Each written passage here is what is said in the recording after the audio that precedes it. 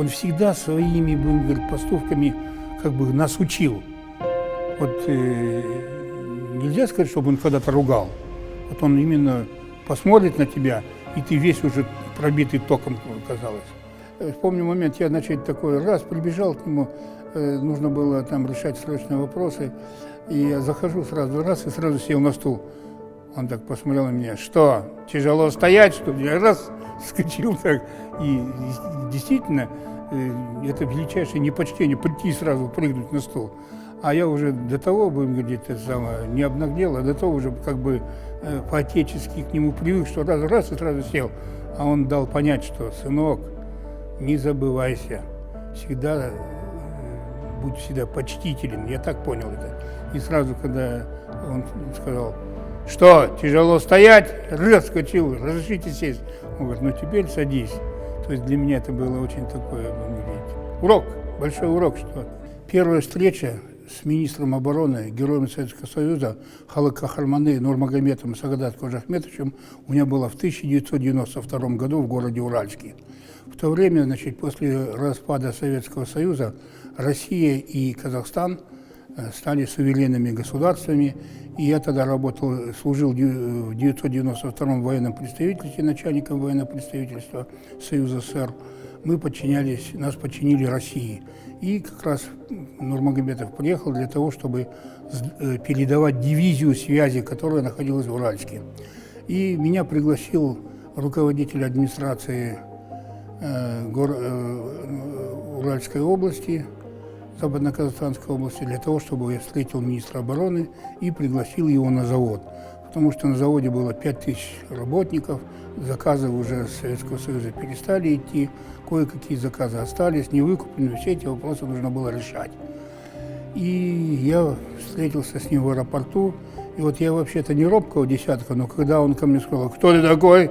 Я сразу, как будто меня дрожь прохватила, как будто внутри тебя всего протрясло. Но я представился и пригласил его на завод. Он говорит: времени у меня мало, вот, но минут 20 я уделю внимание. Ну, все поехали в дивизию там работать, а я приехал на завод и сказал, что сейчас приедет сюда министр обороны Республики Казахстан, и мы должны ознакомить с заводом. К сожалению, директора завода Валиева Вячеслава Хамзеевича там не было, был главный инженер, и мы, значит, встретили министра и начали показывать ему цеха, производственные завода. Показали все то, что выпускал завод по линии военного вооружения и военной техники военно-морского флота. И предложили, что мы можем делать для Министерства обороны по тыловому имуществу и другим вещам. И, естественно, подняли вопрос о том, что нежелательно бы, а говорим, что вот предлагаем построить военно-морские силы на Каспии, и вот здесь стоит 4 самоходных пусковых установки «Рубеж», с 2 ракетами оно было. И мы говорим: вот они нам пригодятся. Он говорит: ну, еще рановато, видимо, об этом пока говорить, попозже посмотрим. Но в беседах, значит, он сразу, значит, был очень внимательный, выслушивал спокойно, задавал вопросы, которые, в общем-то, нас ошарашивали. Ну, естественно, спрашивал все вопросы, которые казались нам такими простыми, но, в принципе, потом они оказались очень такими значимыми. Потому что он говорил уже о будущей оборонной промышленности. После этой встречи мы попрощались, и его сопровождали, будем говорить, тыловые люди из тыла, насколько помню, и был начальник управления кадров Тауланов. И он отвел меня в сторону и сказал, что через некоторое время мы тебя пригласим в Министерство обороны. Но действительно, не прошло и 4 дня, как вышел приказ министра обороны Республики Казахстан о том, чтобы меня назначили в управление оборонной промышленности. И в течение года, который я находился в Министерстве обороны Республики Казахстан, мы создавали вместе с министром промышленности, с Сосковцом, корпорацию Кэмпа, корпорацию КТ, побегали все заводы, практически все заводы, будем говорить, оборонной промышленности. И мы все время, группа офицеров, военных моряков, писали о том, что нужно создавать военно-морские силы, всегда советовались с Агадатом Кожахметовичем, с министром обороны, ну и другие вопросы решались. И однажды была комиссия для того, чтобы определиться, где будут строиться военно-морские силы в Актау. Я поехал туда, я инженер-механик по ядерным энергетическим установкам, и я туда поехал уже как специалист, который должен определить, где будет судоремонт, строительство судов.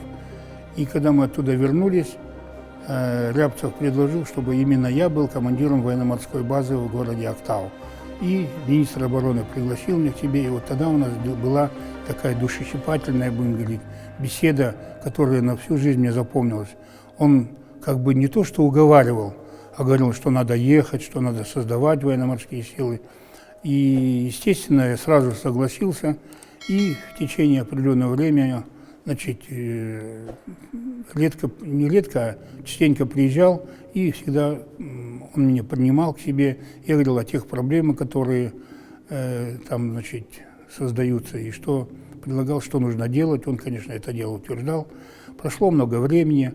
Те назидания, которые он говорил, те, будем говорить, слова, которые он говорил, они мне запомнились. Что характерно, он был широкомасштабный человек, который, будем говорить, насквозь человека видел, это во-первых.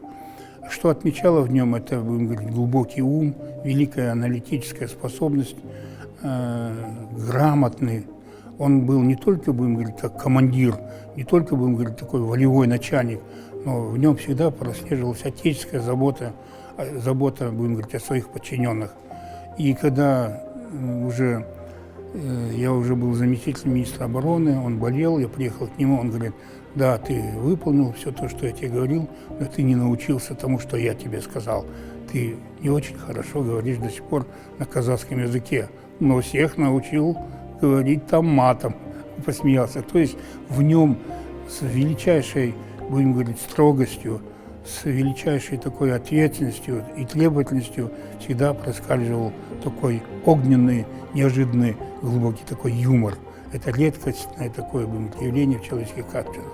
Ну, мы переговорили мне, и после этого, значит, прошло определенное время, и он ушел из этой жизни. Мы потеряли великого, будем говорить, человека, который, будем говорить, прошел и Отечественную войну, который воспитал плеяду генералов, который, будем говорить, сохранил вооруженные силы бывшего Советского Союза и превратил их в вооруженные силы Республики Казахстан. Память о нем навсегда останется в наших сердцах.